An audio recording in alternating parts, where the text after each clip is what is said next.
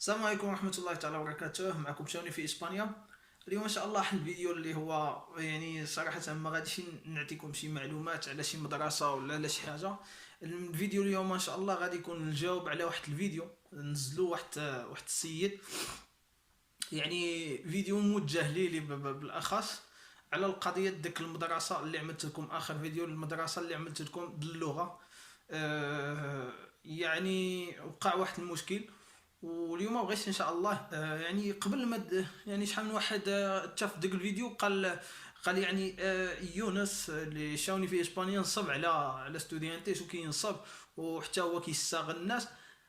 يعني من هنا انا هذا هو اللي خلاني اني نجاوب، ماشي الفيديو اللي هضر فيه داك السيد يعني هو اللي خلاني نهضر. لا، اللي خلاني نهضر هو ان التعليقات الانسان، يعني هضر علق واحد الدري هو اللي خلاني على اني نعمل فيديو على هذا الموضوع هذا، باش نبين له باللي يعني عمرك في الحياه ديالك تشوف واحد الفيديو وتحكم انطلاقا من داك الفيديو. نو، دائما السمع من الطرف الاول والطرف الثاني، اسمع عن جوج الاطراف دائما.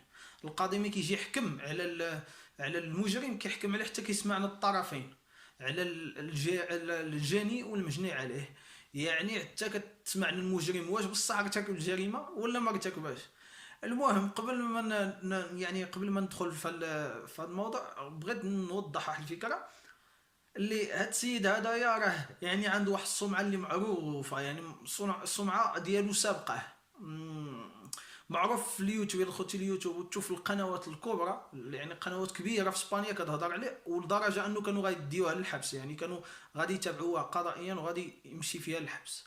ولكن اللي حكم تافه ستوديانتي، يعني طالب كيقرا وهادي ما بغاو، باقي شاب ويلا عاد زواج وهادي ما بغاوش يعني ما بغاوش يعملوا له شي حاجه اللي غادي يندم عليها. فقالوا لربما انه يتراجع، ولا ربما على انه يعوض راسه وما يبقاش ينصب على عباد الله وما يبقاش يبتز عباد الله.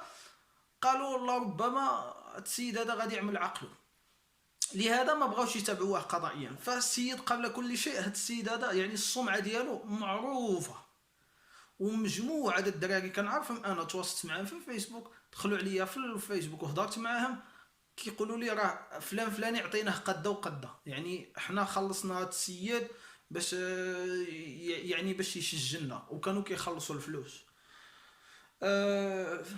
بزاف د الناس، يعني واحد الدري كنعرفو اللي هو ما بغيش نذكر الاسم ديالو ولا نسمعكم الاوديو ديالو.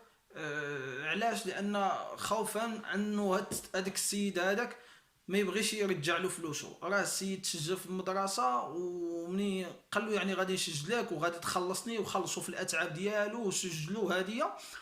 وفي الاخر يعني في الاخر ما ترفضت له الفيزا وما بغاش يرجع له فلوسه، يعني ودابا لحد الان باقي معاهم بين الاخذ والرد انهم باش يرجعوا له فلوسه ما رجعولوش فلوسه.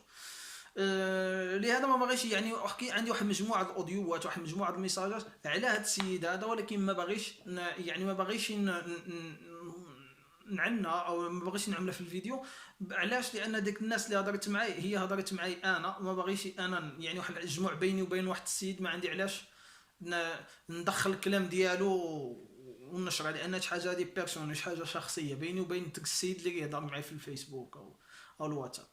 على اي، غادي نخلي لكم في هذا الفيديو، غنخليكم بعدك مع واحد المقطع وعاد نشرح لكم شنو وقع في هذه القصه كامله. غنخليكم مع واحد الفيديو قصير د واحد السيد اللي هو رايان برا في القناه كريم القصري، يعني هضر عليه كريم القصري وهضر عليه رايان برا، هضرت عليه مريم كومستيكوس، هضر عليه مصطفى البارودي، هضر عليه مغربي في المهجر. هادو خمسه الناس اللي هما معروفين في اسبانيا، يعني ومعروفين القنوات ديالهم ومعروفين في هذا المجال، القانون ومجال المهاجرين والاوراق والدراسه والى اخره. هاد خمسه القنوات هضروا عليه وكان عندهم مشاكل معاه، وكانوا يعني انا قلت لكم يعني كانوا مشي يوصلوا معاه حتى للقضاء، يعني كانوا مشي يتابعوه حتى قضائيا. غادي نخلي لكم واحد المقطع صورته من الفيديو، واحد الفيديو غادي نوريه لكم بعد نكملوا ونشرح لكم اللي كاين. كان بحال كيهضر حيت الصوت معروف، ولكن بلاتي نهضر وانا هكا غتعرفوا الصوت ديالي مختلف واحد شويه، يعني كاين واحد الاختلاف شويه، ولكن الصوت ديالي بحال شي واحد مدرب، يعني مدرب فمو. هذا هو، هذه المسرحيه. انا دابا غادي نقول هذا السيد هذا اللي سميتو سفيان قنديل او لا كانديل سفيان. انا بالنسبه ليا ما غاديش نحط الفيديوهات ديالك باش ما يقولش شي واحد اني كنفضح. انا كنفضح الا دار شي واحد علاش. غادي كاين جوج حوايج، جوج اختيارات عندي. هذا السيد هذا انا حيت الفيديو انا عارف يعني قاري القانون، عارف راسي اني هذا الشيء اللي كيكون فيه المشاكل اول حاجه خصني نبلغ البوليس او نبلغ الشرطه او على الاقل تعرفوا مع من كتعامل. ولكن انا ما غاديش هذا الشيء كامل. انا غنعطي فرصه لهذا السيد باش جوج حوايج، يا اما يعتذر ويقول لكم ودي فعلا غلطه كتوقع وكنا كنغلطوا ونحيد داك الفيديو، انا غنمسح الفيديو ديالي اللي كتشوف فيه دابا وتا هو يعتذر، او ما يعتذرش يدير حاجه اخرى، يمشي ويجيب لنا فيديو ولا شي مسؤول تما ويقول لك الثمن ها فين كاين، يعني يجيب شي ورقه كتبت ان راه كاينه 1200 ولا 500 ولا هذيك. شي واحد دابا غادي يقول لي وانت كتهضر هكاك خوا خاوي. انا حيت التليفون اللي عندي فيه الفيديو داك الشيء راه كنسجل فيه دابا، ولكن هبط الفيديوهات هنايا وفي واحد الفيديو كيبان الرقم ديال السيد اللي سميتو حسن، واصلا دراري بزاف منهم مصطفى البارودي منهم مريم كوزميتيك شافوا هذا الاخ اللي سميتو. Invierte en fracciones de acciones sin comisiones, solo con Trading 212. سفيان الخنديل، وكنتمنى من الله ان شي يكون كله غير دعابه ولا ضحك، لان شي كيقطع القلب. من الدري كيقول لك اودي اخويا الله يرحم لك الوالدين راني كنتخلص 3 اورو في النهار في القهوه وكنغسل الطباصل، وتقول له انت زير. واخا النمره التليفونيه هذه كاين فيديو نديرو الدري، انا غنعيط لك النمره هذه والنمره ديال لايكا، ما غاديش نقول لكم النمره شحال، كان غنعيط.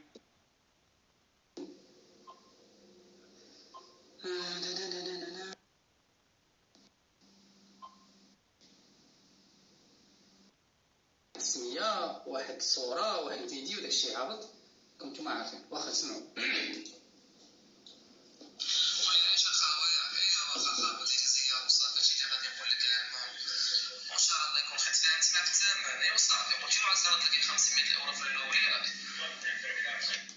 صرت لك 500 اورو في الاول. واخا كمل.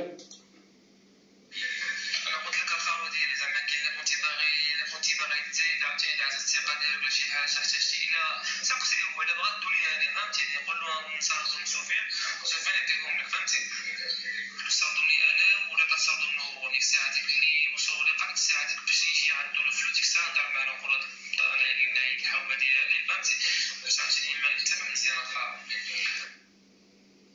حتى كاع الا بغيتي تصرف تقدر تصرف لسفيان. واخا انا غادي ندير واحد الحاجه غنقرب لكم الصوت لا يقولك شي واحد ما سمعتش مزيان. انا اللي كاين الخاوه ديالي زير ما كذبش زير. واخا نشوفوا دابا هذا الانستغرام. المهم غنشوفوا دابا الواتساب هذاك الرقم اللي كنعيط ليه مابقاش خدام. سمعوا الهضره دابا غتسمعوا واحد الجزء فيه على ما كيقول هنايا.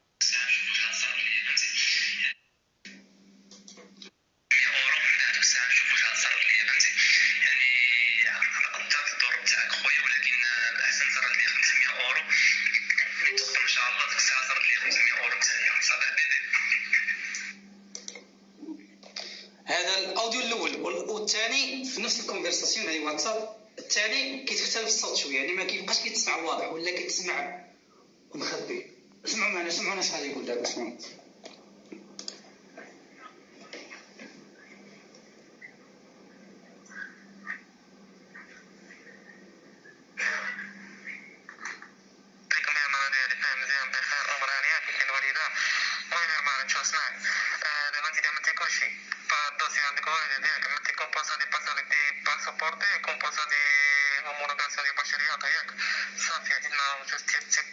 سمعتوا كيفاش الصوت تخنق ما بقاش كيما في الاول. دورة تصادم ان شاء الله وتفاهمنا في الاول ب 1000 اورو ولكن دابا نتعامل معكم واش صار غير خصكم كاين 3 اورو 500 اورو صار لي دابا ونتقابل في المدرسه ديك الساعه نكمل ليه هادشي عمرنا ما عملتوش مع شي واحد مغرب دينا كانوا بصنا داير مالو تنتقبلوا ديك الساعه نكمل ليه صافي.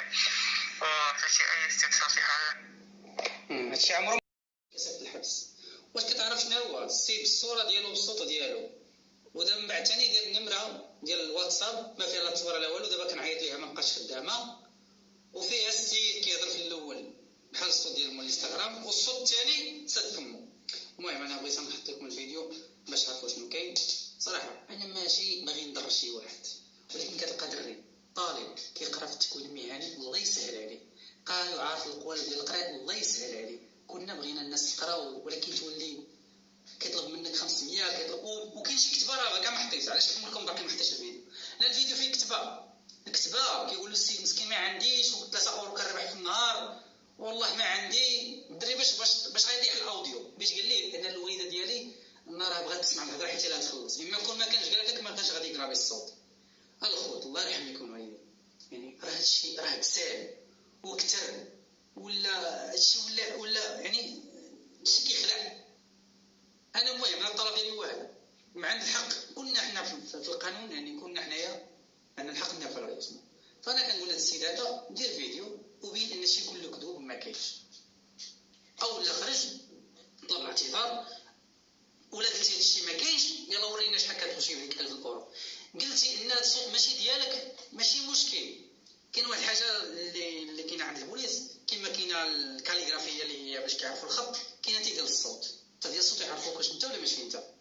واخا تقول لي غادي نمزح ما غادي نمزح، الاصوات كلها معروفه والناس عرفات. المهم خوتي انا كما كنقول انا هادشي هذا انا ما بوبليكيت والو، سمعتكم الصوت، ما حطيت حتى شي حاجه، ما حطيت صوره ديال شي واحد. قلت ان هذا السيد هذا اللي في المغرب هو طلب مني المساعده وقال لك اودي شوف الله يخليك هادشي اللي وقع لي على طريقه ديك البنت اللي سميتها مريم كوزميتيك، وطلب مني المساعده. فمن هذا المنبر كنقول للناس كاملين اني انا مريم برا مستعد نسجل 20 واحد فابور في سبيل الله. كما تشوفوا الفيديو هذا فيديو دا راين برا، يعني بواحد المجموعه د الاوديوات، ويعني بواحد المجموعه د الاوديوات من عند الناس اللي كان كيستفزم وكان اللي يعني يبتزم من اجل المال.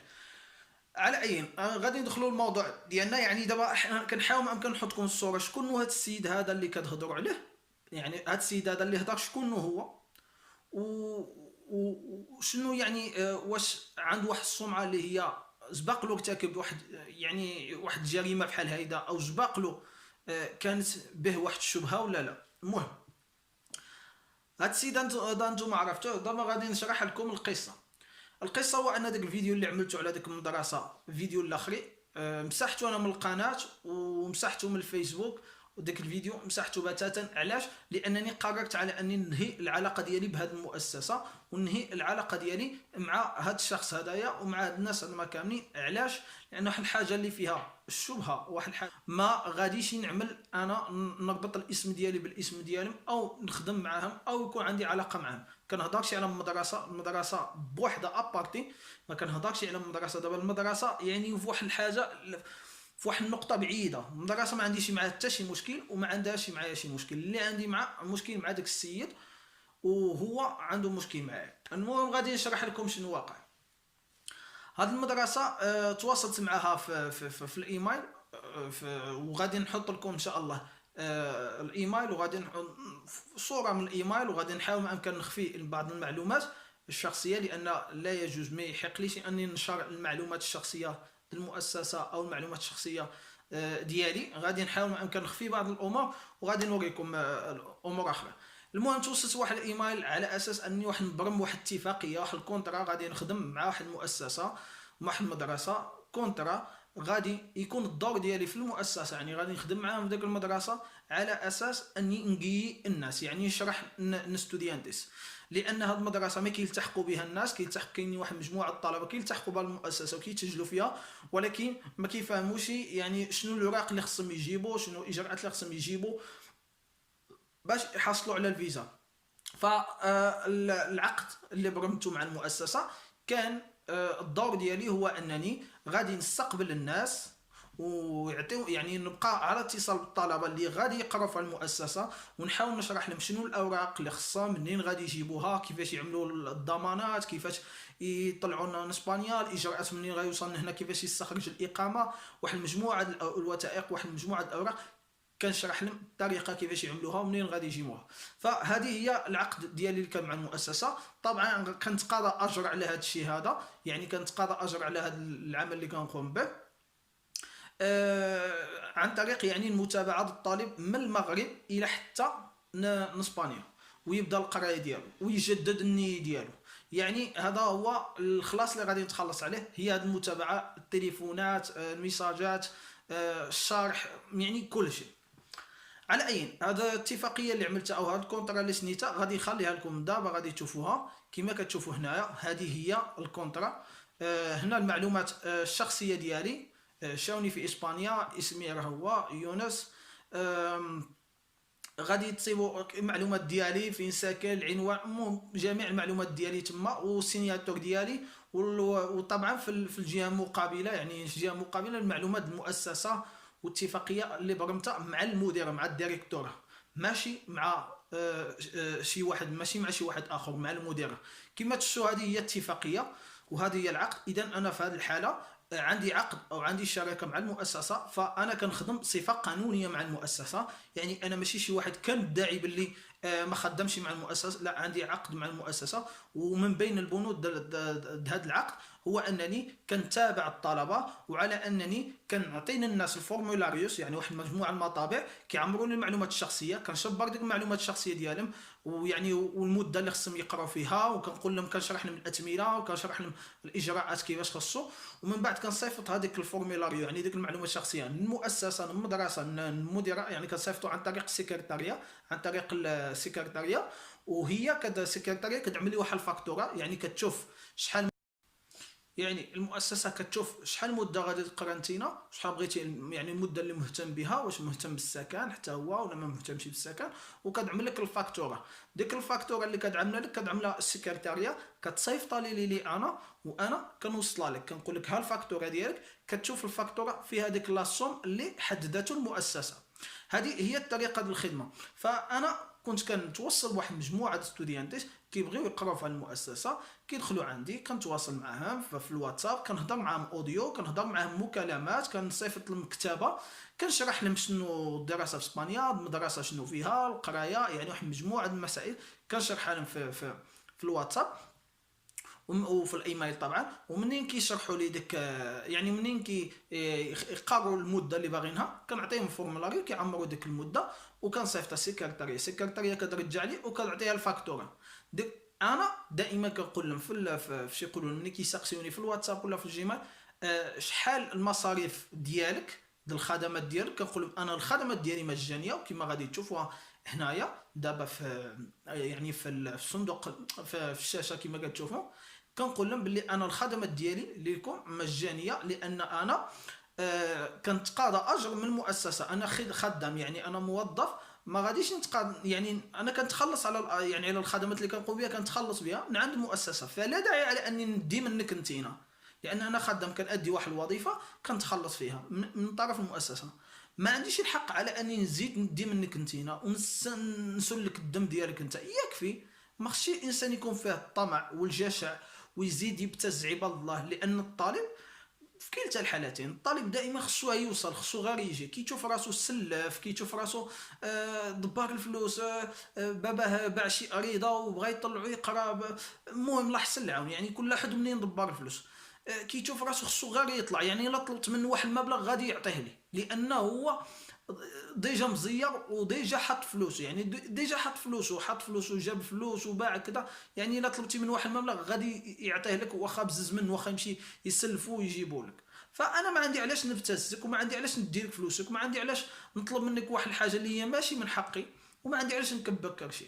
فيكفيني اني الخدمات اللي نقوم بها كنتخلص عليها من طرف المؤسسه بحال ايتها الناس، يعني انا موظف خدام كما اي واحد خدام في اي شركه، خدام في اي مؤسسه، خدام في اي حانوت، خدام في اي محل، كيتقاضى الاجر ديالو، ما خصوش يشبر الرشوه او يمشي يشبر شي فلوس من عند المواطنين، لا، يكفي انك كتخلص على الخدمات اللي كتاديها انتينا من عند المؤسسه. فهذا هو لب الموضوع، هذا هنا المشكل اللي يوقع. فانا ما كنتي كنتقاضى الاجر من عند الناس، وما كنشبرش الفلوس من عند الناس، وحتى نتوما شفتوا في الفيديو اللي كيقول لي شحال المصاريف الخدمه، كنقولوا حنا الخدمات ديالنا مجانيه، غادي تخلص غير المدرسه، وماشي حنا ماشي انا اللي كنعمل الفاكتوره كتعملها المدرسه كما كتشوف في الاسعار، يعني ما كاينش شي سنتيم واحد غادي يتزاد عليك، نفس الثمن اللي المدرسه، الثمن المدرسه اللي كتحدد المدرسه من الدراسه هو نيت اللي غادي تخلصوا، ما غاديش تضطر تخلص من عندي شي بسيطه. وما غاديش تضطر انك تخلص شي حاجه على ود الخدمات اللي كنعدل معاك والمكالمات وداك الشيء. يعني انا الدوسي ديالي كان في السليم، كنت واضح، عملت اتفاق كما تشوفوا في الكونترا، عملت كونترا نهار الخميس، خميس واقيلا، خميس ولا الجمعه، خميس في العشيه ولا في الليل والله ما عقلت. الكونتراتو كنت عملتها نهار الخميس، يعني في ظرف يومين جاوني واحد 8 ستوديانتيس، سجلت واحد 8 ستوديانتيس. داك 8 ستوديانتيس اللي توصلوا السكرتاريه عطاتني الفاكتورات وعطيتهم داك 8 ستوديانتيس.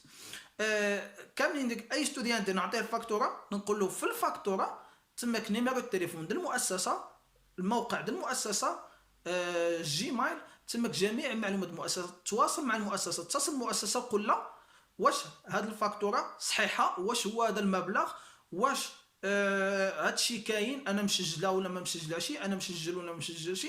تاكد على راسك، ما عنديش غرام د المشكل. كاين واحد مجموعه الطلبه تاكدوا، يعني اتصلوا المؤسسه وتاكدوا، قالوا لهم راكم مسجلين من طرف شاوني في اسبانيا، مش من طرف يونس، يعني جيتوا من طرف يونس، راه هو اللي غادي يتكلف بكم في المتابعه الدوسي ديالكم، وانتم هذاك المبلغ اللي كسبناه لكم في الفاكتوره هو هذاك صحيح. يعني انا في السليم. المشكله فين وقعت؟ المشكله هو ان هذا السيد هذا ازدخ خدام مع هذه المؤسسه، وانا ما مخبريش باللي عنده شركه مع المؤسسه. هذا السيد هذا خدام مع المؤسسه ولا شركه، عنده شركه معها، ولا ما عرفتش بالضبط شنو الصفه ديالو. فجاه نهار السبت انا ما عليا نهار السبت في الصباح كنتوصل بواحد الايميل من المؤسسه، كيقول لي يعني كيقول لي باللي لقد تم يعني الاستغناء على جميع الخدمات ديالك، وتم فسخ العقد اللي بين المؤسسه وبينك. يعني هنا في هذه الحاله كيثبت على ان كاينه واحد العلاقه، الشراكه ما بيني وبين المؤسسه. كيقول لك اتيدي رانا احنا فسخنا العلاقه، الشراكه اللي العقد، جميع العقود اللي بيننا وبين المؤسسه. وفي الاخر السينياتور دبن كاتب في السينياتور الاسم هذا السيد هذا، يعني ما باغيش نذكر اسمه. في الاخر كاتب في السينياتور كاتب الاسم ديالو، وهو قال لي انا صوي فلان فلان، يعني انا الاسم ديالي هو هذاك. منين قال لي هيدا انا شفت الميساج صافي، عرفت اللعبه شنو كاين، عرفت باللي سبق لي ديجا عملت عليه واحد المنشور في اليوتيوب، سبق لي هضرت عليه على القضيه ديال النصب، وسبق لي عملت ديك المنشور اللي كتعرفوه، هاد مصاص الدماء اللي كيطلبوا العمله من الطلبه، كيبغيو يشوفوا الدم الطلبه، كيبغيو يديو فلوس من الطلبه وكيبغيو يسجلوهم بالفلوس. سبق لي عملت منشور عليه، وسبق لي يعني وجهت ليه واحد في واحد اللايف هضرت عليه. فالسيد هنالك حقد دافن كما كنقولوا. فمنين شاف انا يعني في ظرف يومين جبت 8 ستوديانتيس وما تقاضيت منهم حتى شي اجر، ما ديت منهم والو، ما عجبوش الحل. فعلاش ما عجبوش الحل؟ لانه هو ملي كيطلب من الطلبه، يعني ملي كيجي يسجل الطلبه كيطلب منهم الفلوس كما شفتوا في الفيديو، وكما انا كنعرف واحد المجموعه الدراري تواصلوا معايا قالوا لي رانا كاين اللي طلبوا له حتى 1000 اورو، يعني كاين اللي طلبوا له مليون، باش هذاك السيد طلب مليون الناس باش يسجلوا كما سمعتوا في الاوديو، وكاين اللي طلب منهم 500، وكاين اللي طلب منهم 300 هنا و300 حتى يوصل. كل واحد شنو كان كيطلب منه، كل واحد شحال كيطلب منه الثمن. على اي يعني كما تشوفوا واحد السيد، يعني انا تخلق واحد المنافس، يعني جيت انا واحد المنافس عندك المؤسسه، في حين كان هو الوحيد اللي كيسجل الطلبه من المغرب ومن الجزائر، كان يسجلهم وكان يدي منهم الفلوس العمله مقابل الخدمات ديالو، ومقابل يعني كتخلصوا هو وكتخلص المؤسسه. فجيت انا ننافسو، يعني وكانك تدخلتي منافس ليلو، ما غادي تخلص، ما كتشبر والو من الطلبه. ف والو بحال اللي كطيح عليه السوق، بحال اللي كتخسروا. السيد كان كيتمعش، ما خدام ما ردام، هي ديال الخدمه ديالو يدي من الطلبه هذه.